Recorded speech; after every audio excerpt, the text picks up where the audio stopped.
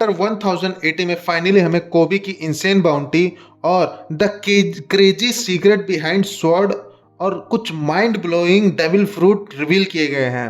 और इन सब में सबसे इंपॉर्टेंट हमें मंकी डी गार्प की इंसेन पावर को फर्स्ट टाइम शो किया गया है। ओडा सेंसे ने 1079 में हमें शैंक्स की इंसेन हाकी पावर को डिस्प्ले किया था और उसके नेक्स्ट चैप्टर में ही हमें गार्प की डेविल फ्रूट पावर हिटो हिटो नो सैटामा वन पंच मैन को दिखाया गया है। भाई साहब, इस बंदे ने पूरी बिल्डिंग को एक पंच में ही डिस्ट्रॉय कर दिया। दोस्तों, ये वीडियो बहुत ही इंटरेस्टिंग होने वाली है, तो वीडियो को लाइक कर दीजिएगा और अगर आप भी वन पीस के बहुत बड़े फैन हैं तो इस चैनल को सब्सक्राइब कर दिए, जिससे आपको वन पीस के रिगार्डिंग मेजर अपडेट मिलते रहें। तो चैप्टर 1080 का टाइटल नेम है द लेजेंडरी हीरो। चैप्टर की शुरुआत होती है पायरेट आइलैंड में, जहां पे हमें कोबी की वांटेड पोस्टर को दिखाया जाता है। दोस्तों, ये काफी ही इंटरेस्टिंग है क्योंकि वन पीस में हमें फर्स्ट टाइम एक मरीन का बाउंटी पोस्टर दिखाया गया है। नॉर्मली कैप्टन के पोस्टर पे 1 स्टार लगा होता है, पर कोबी के हीरो टाइटल की वजह से उसके बाउंटी पोस्टर पे 5 स्टार लगे होते हैं। नॉर्मली 1 स्टार की कीमत 100 मिलियन बेरीज होते हैं, पर कोबी के 5 स्टार लगे होते हैं, जिससे कोबी की बाउंटी 500 मिलियन बेरीज हो जाती है। नेक्स्ट पेज पर हमें कोबी दूसरे प्रिजनर्स पायरेट से दूर भागते हुए दिखाया जाता है एज ए डिकॉय, जिससे ब्लैक बियर पायरेट्स का ध्यान बाकी प्रिजनर्स पे ना जाए। हालांकि ब्लैक बियर्ड अभी पायरेट आइलैंड पे नहीं है, पर बाकी प्रिजनर्स पे ध्यान रखने के लिए शिर्यू, अवेलो पिजारो और वास्को शॉट अभी भी आइलैंड पर मौजूद हैं, क्योंकि अभी भी पायरेट आइलैंड ब्लैक बियर्ड का बेस है। नेक्स्ट पेज पर हमें किंग अवेलो पिजारो शिर्यू से बात करता हुआ दिखाया जाता है, जहां पर उसके डेविल फ्रूट को भी रिवील किया जाता है। अवेलो पिजारो के पास शीमा शीमा नो मी अक्का आइलैंड डेविल फ्रूट है। अपने डेविल फ्रूट की पावर से पिजारो आसानी से आइलैंड में इमर्ज हो सकता है, जिसकी वजह से पिजारो बहुत ही आसानी से शिर्यू और वास्को शॉट से बात करता हुआ दिखाई देता है। पिजारो शिर्यू से कहता है कि वो रॉक डी पॉट को रिपेयर करने के बाद अब आइलैंड को और डिस्ट्रॉय नहीं करना चाहता। वहीं पर हमें वास्को शॉट भी दिखता है, जिसके पास गाबू गाबू नो मी अक्का द लिक्विड फ्रूट की पावर होती है। वास्को लिक्विड बबल के ऊपर बैठा हुआ दिखाई देता है, जहां पर वो शिर्यो और पिजारो से कहता है कि वो अपने डेविल फ्रूट की पावर से पूरे आइलैंड में आग लगा देना चाहता है। इसके बाद पिजारो बहुत ही गुस्सा हो जाता है और अपनी फ्रूट पावर से अपनी साइज काफ़ी बड़ा करके वास्को शॉट पे गुस्सा होता है और कहता है कि अगर उसने आइलैंड को डिस्ट्रॉय कर दिया तो ब्लैक बियर्ड उस पर बहुत ही गुस्सा होगा। नेक्स्ट पेज पर हमें सैन जुआन वुल्फ को दिखाया जाता है, जिसके पास जायंट फ्रूट की पावर होती है, जो कि कुछ नहीं बस सो रहा होता है। ब्लैक बियर्ड ने कोबी को किडनैप क्यों किया था वो भी इस चैप्टर में रिवील होता है। दरअसल ब्लैक बियर्ड पायरेट आइलैंड को एक कंट्री बनाना चाहता है, जो कि वर्ल्ड गवर्नमेंट द्वारा रिकॉग्नाइज हो, जिससे ब्लैक बियर्ड किंग बन पाए। ब्लैक बियर्ड हमेशा किसी न किसी कारण से कोई ना कोई स्ट्रेटेजिक मूव खेलता है और यहाँ पर भी पता चलता है कि ब्लैक बियर्ड कोबी को as a bait bargaining kidnap करता है, ताकि वो वर्ल्ड गवर्नमेंट से उसको नेगोशिएट कर पाए।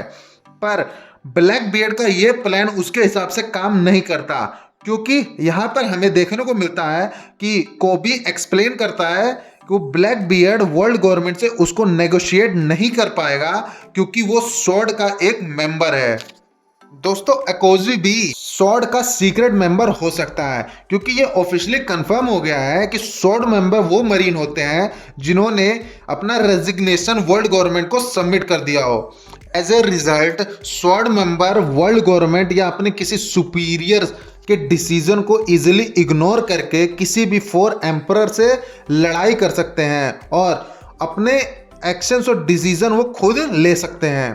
पर इसके बदले नेवी या वर्ल्ड गवर्नमेंट उनके एक्शंस की कोई रिस्पॉन्सिबिलिटी नहीं लेती और जरूरत पड़ने पे उनसे अपने सारे टाई अप कट भी कर सकती है। दोस्तों, ये काफी इंटरेस्टिंग रिवील है, क्योंकि सॉर्ड मरीन्स नॉर्मल मरीन से बहुत ही ज्यादा कूल दिखाई देते हैं, क्योंकि वो अपने सारे डिसीजन फ्रीली ले सकते हैं। और दोस्तों, यहाँ पे ये भी रिवील होता है कि कोबी को प्रिजन से फ्री करने वाला और कोई नहीं बल्कि पेरोना है। कोबी को फ्री करते वक्त पेरोना ने एक शर्त रखी कि वह उसको तभी बाहर निकालेगी जब कोबी मोरिया को बचाने में उसकी मदद करेगा, जो आइलैंड के डीपर सेल में है। दोस्तों यहाँ पे ये भी पता चलता है कि मोरिया अभी भी जिंदा है। कोबी पेरोना की शर्त को एक्सेप्ट कर लेता है और मदद के रूप में as a decoy Black Beard Pirates की तरफ भागता है ताकि बाकी प्रिजनर्स को बचाया जा सके। नेक्स्ट पेज पर हमें पायरेट आइलैंड पे स्वॉर्ड के दूसरे मेंबर भी दिखते हैं जो कि कोबी की मदद के लिए आए होते हैं, और यहीं पर हमें स्वॉर्ड मेंबर के अमेजिंग डेविल फ्रूट को भी इंट्रोड्यूस किया जाता है।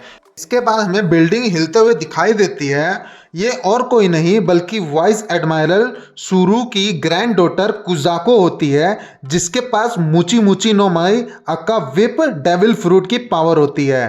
कुजाकू अपनी डेविल फ्रूट की पावर से किसी भी ऑब्जेक्ट को आसानी से मूव कर सकती है। अपनी डेविल फ्रूट की पावर से ब्लैक बियर्ड पायरेट को आइलैंड के मिडल में ट्रैप कर देती है। उसके बाद हमें कमांडर हिबारी जो कि एक स्नाइपर होती है, उसके पास वेगापंक की जीपी फ्लावर गन होती है। जीपी फ्लावर गन एक ऐसी गन है जो कि गन पाउडर को फ्लावर में कन्वर्ट कर देती है।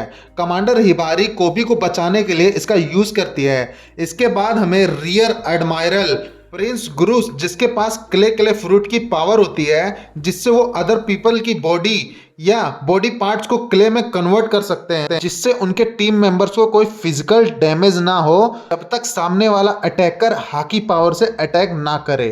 आखिर फाइनली हमें फ्लाइंग शिप पर गार्प की लेजेंडरी एंट्री देखने को मिलती है, जहां पर गार्प जोर जोर से हंस रहा होता है और गुस्से में कहता है, तुम्हें पता नहीं है कि तुमने कोबी को किडनैप करके कितनी बड़ी गलती कर दी है। कोबी नेवी का फ्यूचर है। गार्प को गुस्से में देख के सभी ब्लैक बियर्ड पायरेट्स के पसीने छूट जाते हैं।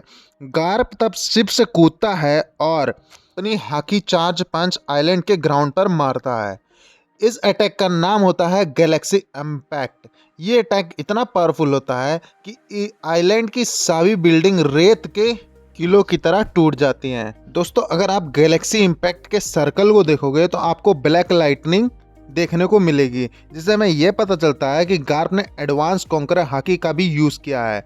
आइलैंड को लगभग डिस्ट्रॉय करने के बाद गार्प कहता है कि do you know who you kidnap, he is my beloved प्यूपिल। Chapter 1080 इसी पेज के बाद एंड हो जाता है। दोस्तों 1080 चैप्टर के बाद आप हमें ये बताइए, अगर मरीन फोर्ड आर्क में अगर सेनगोकू गार्प को नहीं रोकता तो साकाजुकी का क्या हाल होता? ये बात हमें आप कमेंट सेक्शन में ज़रूर बताएं।